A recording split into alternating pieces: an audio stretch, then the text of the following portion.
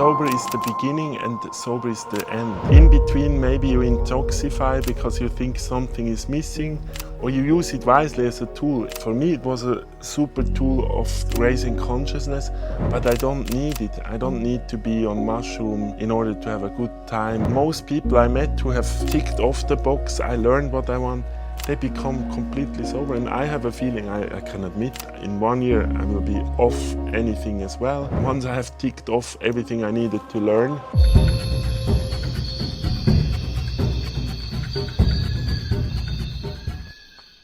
Nice to have you here. Really grateful that you joined the week here in Greece for the retreat, but also to have you on the show. I do know a little bit about you, and still I feel like I don't know anything about you. It's more from a feeling. That's why I wanted to have this conversation. Tell the audience maybe who you are and what's your passion and how you share it with the world. First of all, thanks a lot for having me. I'm really enjoying being here, and a lot of amazing people I met here, and I'm very grateful for that. My journey has always been about bringing some state for people, and it often comes from music. I really believe in creating a field, and it starts from being only 2 people in a room up to thousands of people on festivals and big performing stages.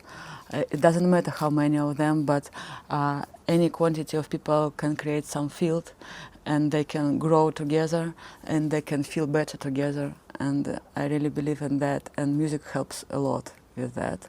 And it helped myself on my own way, and I saw a lot of people who helped with the music, and I also get a lot of comments on my YouTube channel about healing effect, and it really surprises me, to be honest, because I just do it.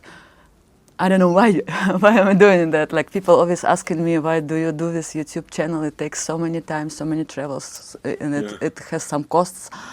And I don't monetize it. I just do it because I have some feeling inside of me, like I want to do it. Something inside of me wants to do it. And the comments I read, they motivate me to keep on going. People write, it helped with the depression even. It helped to improve like their working state, their mental state, and helps to focus, helps to relax. And this is a good mission. Like, so you, for the audience, your YouTube channel is like you're playing in the most amazing setups, different DJ sets, or how you describe it? One moment I was traveling, like back maybe 10 years ago or a little bit less, I was traveling in Iceland, and I was driving in a car alone, and some amazing music was playing, and it was so beautiful. It was some sunset, and you know, the island, it's amazing, like the landscapes are breathtaking, and the tears started to pop up from my eyes because it was so beautiful and emotionally strong. I felt that connection of nature, like what nature created in our world and what human created by producing music. And I realized I need to merge it and make it one product so people can experience it together, like observing beautiful places and listening to the beautiful music people of our world created. So this is how... You're also a producer? Or? Yes, I do. I've been playing almost 7 years live shows with synthesizers, and I have more than 100 tracks released on Spotify, and I really enjoy it as well. How did your life maybe before music look like, or would you have said you always had a feeling that you will go into music, or was it total random? Or I feel like it always been inside of me. Before that, I was working in oil and gas industry and a very corporate company, and I was like achiever. I was growing my career from engineer and became a head of quality department. I was very focused on work, and I wanted to achieve, because in my childhood, I guess, I was achieving goals because I did sports, like almost professionally, and I was representing Russia in the competitions and things like that. So I had it inside of me, and I kept like growing and working, and I really enjoyed it till some point when I started to attend some meetings where I realized how the industry works, and like I realized I didn't want to be a part of that. I don't want to resources to be held in a natural way, like to be held, to not let other kind of resources be out there. And it's very, it was a moment of the realization, like I just don't want to be a part of that. And as my hobby, I started to do some small down-tempo music events in Moscow. I don't know, somehow it also, I've never been working on that, but amazing place in the center of Moscow appeared in my life with amazing sound system. Group of my friends, they all somehow found their positions as a promo group. So we held like a bar, a tea room, artists, we created decorations for every event. Everything what's needed was there.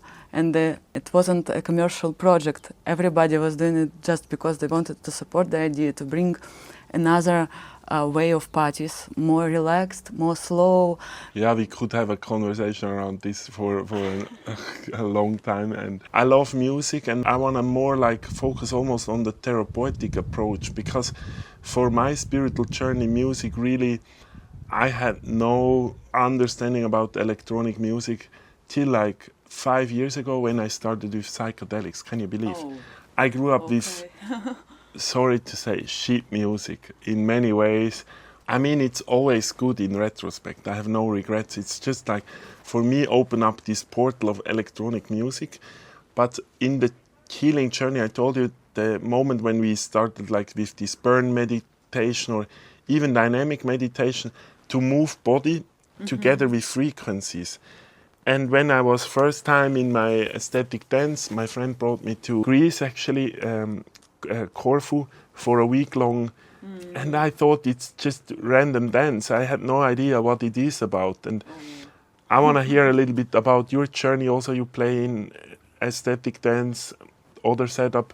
How do you use music for helping the audience raising their consciousness or removing their traumas? What's your... Yeah, I really love ecstatic dance. This is a different side. It's not only music, it's like a spiritual practice for me. And I started, it's funny, I started to do that for myself, not knowing about ecstatic dance existence. So I was just putting some random music when I was feeling like weird or sad or whatever. I would put different types of genres of electronic and non-electronic music for myself, so I can dance through emotions. And it helped me a lot. And at some point I just heard from somebody who said there is a kind of practice like that existing, and I started to dig, and I was like, oh my God, this actually like... It's not too old, the movement. Yeah. And I was like, okay, I'm already doing it. Let's keep on doing that. And what I do, like there are some techniques how it can be done, but I guess I have my own because I've already experienced it myself. Like I've done it with myself a lot. So what I'm trying to do, I'm trying to bring in one set as many different emotions as possible. Being childish, being melancholic, being sad, being heartbroken. You need to remember everything, and you need to get from sad to happy and back in a couple of minutes. Nice, so, yeah. and when you do things like that, the body like opens up, and minds it stop to control it, and people are starting to live through those emotions, and they can stamp, they can scream, they can cry. I've seen a lot at my practice people doing like that, and it's really cool because they are releasing those emotions through the body. Yeah, I mean, I did a lot of Osho dynamic meditation. You know about it? Yeah. Because I really hated it at the beginning, and yet my body loved it because of the reward. It was an hour. It's an hour with 4 different stages and music. But in many ways, aesthetic dance is for me the more beautiful way of a dynamic meditation, because I love that people can express whatever they want. They can, in Pangan, where you also have been, it's such a big movement, which I like. For example, every Sunday they do pyramid yoga, and you see how people express also they're animalistic. I love their animalistic way.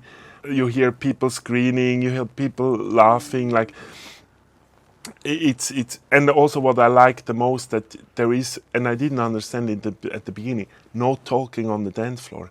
And when I now go to no phones, when I go to a normal dance or to a club, I sometimes feel like what it's such a different energy if there is no words in between. What's your take there? You play both sets? Yeah, absolutely. But sometimes I've done ecstatic dance in my live shows accidentally just because I was starting to play with melodies and doing it faster or slower and bring some different sounds. So sometimes it always goes like that organically. But usually I focus on ecstatic dance like practice. So I prepare people and I start a little warm-up where they are able to put their mask off, for example, to open their hearts, like to stop their brain a little. So we dance barefoot, no phone, no substances, and no talking. And this is very important, like people understand and they follow those rules. Also, one very important rule that helps to be in a trust on the dancer, it's when you see a person, you can communicate with them, yes, right? You can start dance with somebody, but somebody can have his own journey, and you just make a gratitude, and that means, and everybody understands that. It means you want to be alone, and people feel it, and it provides very safe space. And when others see like people communicate with each other, they respect each other, and they don't judge each other. You can roll down on the floor if you want and scream if you need it. It's okay. I find it fascinating when I go to Pyramid or Om Healing Center that nobody really guided me into how you do aesthetic dance. That I also like because I could develop my own approach to it, but I really now see how it's a collective journey and how collectively you heal each other or you support each other, because you can literally feel and see what the person next to you goes through, and without asking for consent, you would understand you have to give him the space, or you cannot give that person a hug. Where sometimes maybe it's the right time to give the person a hug. The peak performance, to manage the audience, the vibration, also the most intentional of sound journeys. I believe it's not the easiest discipline in music. Not the easiest one for sure, because you need to mix very different genres. But people, like regular DJs, they don't usually do that. You play one genre and you focus on that, you mix it very well, you do some effects, or you play a live show of your own music. But when you play ecstatic dance, you need to mix unmixable. Very different tracks. How prepared are you? Can you be in the moment, or do you need to, because it's so orchestrated in, I believe sometimes if you have really the audience and the DJ aligned, or is it channeling through you, or how? It is for sure channeling, but you need to be prepared, because what I do now, not everybody follows that kind of preparation, but for me it's enough to have a lot of track for 5 different stages. Like for example, for sadness, for happiness, for being childish, for maybe to take some anger out of people. And when I feel like, okay, we are coming to some common state, and now what do we need the most? You can sense it. It's a magic. And then you switch the 5 stages. And I switch between them, and I start to play these people, and I see how they go through the. But of course, you cannot be prepared what stage comes after each other, because you have to listen to the audience. Yes, that's what I do. It actually works really good, even though, as I told before, like there are some techniques exist, and they show you how to do ecstatic dance, but I think every person who plays ecstatic dance, he can create his own style, and this is depending very much on how you feel, because I live with my feelings mostly, like the decisions, the most important decisions in my life, I made with my feelings, not with my brain. I was analyzing, of course. I'm not like, but the final decisions goes from here. I always say we are artists. We just have different discipline. Music is one. Mine is business. Then we have the teachers, the healers, the painters. It's all an art and an expression. You cannot do it from the mind. You have to do it as a passion from the heart. We had this topic of substances this week, with or without. How is it for you also in terms of reading the audience? I guess it's really different to read the audience if they're sober or on any substance. I can sense it very good because since I quit my corporate job, I also quit alcohol, smoking, whatever possible. So I've been experienced almost 7 years of sober feeling journey. So I think my feeling become even sincere, like I can sense it. And well, I never judge, because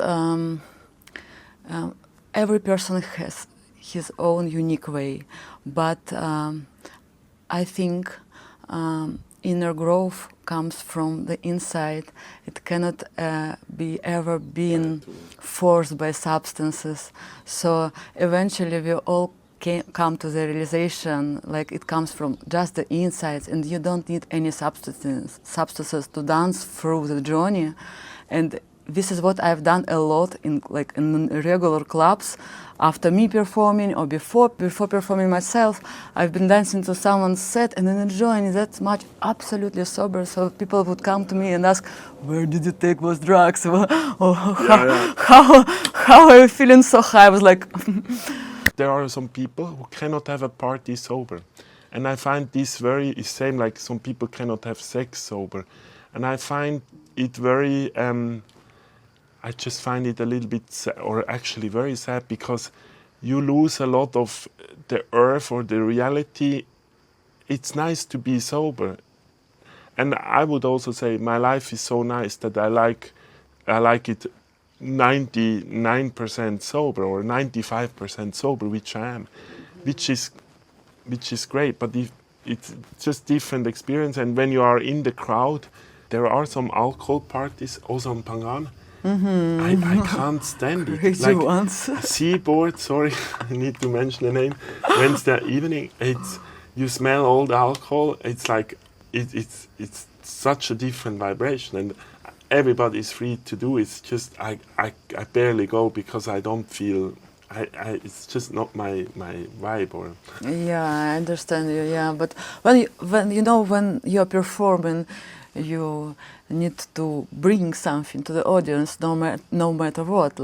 And you need to make some input. But how is it that this DJ for you is always an adventure because you don't know how the audience will be? Or? Yeah, but it's what I said in the beginning. You are starting to create some field, and somehow people sense that, and maybe if it is a festival, more sober people will come to the dance floor, and they create this better, pure vibration, so everybody can sense it, everybody can feel it.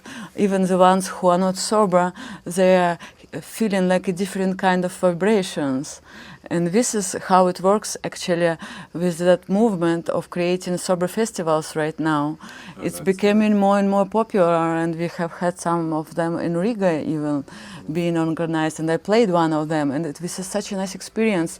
Maybe some people come there and they learn how to dance sober, because some people just are afraid to do that. And when you start to attract more sober people on the dance floor, others can see okay, that is possible to be sober and to enjoy electronic music. Why wouldn't I try it? Maybe it's cool. Yeah, and for me, sober is the beginning and sober is the end. In between, maybe you intoxify because you think something is missing, or you use it wisely as a tool. For me, it was a super tool of raising consciousness, but I don't need it. I don't need to be on mushroom in order to have a good time, or on ketamine. Right. It's fascinating that most people I met who have ticked off the box, I learned what I want, they become completely sober. And I have a feeling, I can admit, in 1 year I will be off anything as well.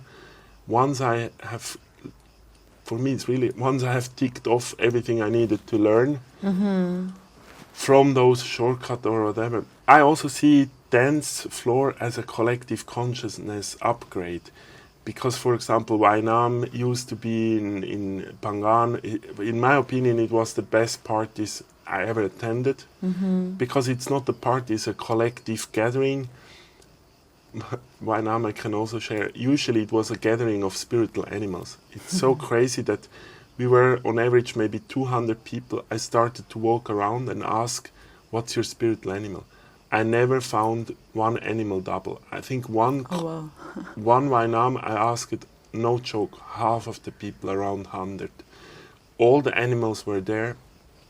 And there was even like a, I can share it, like a guiding the eagle on that show, or like everything was pointing out that the eagle is kind of holding the space. It's so, and there was the polar bear, the mouse, the fox, like it was so beautiful. And for me, that is, and the music supports this, really incredible. And also, maybe the last question I have is the ego. The ego, in that space there is no ego, and everybody is authentic regardless of all the stories. And then I went to Ibiza.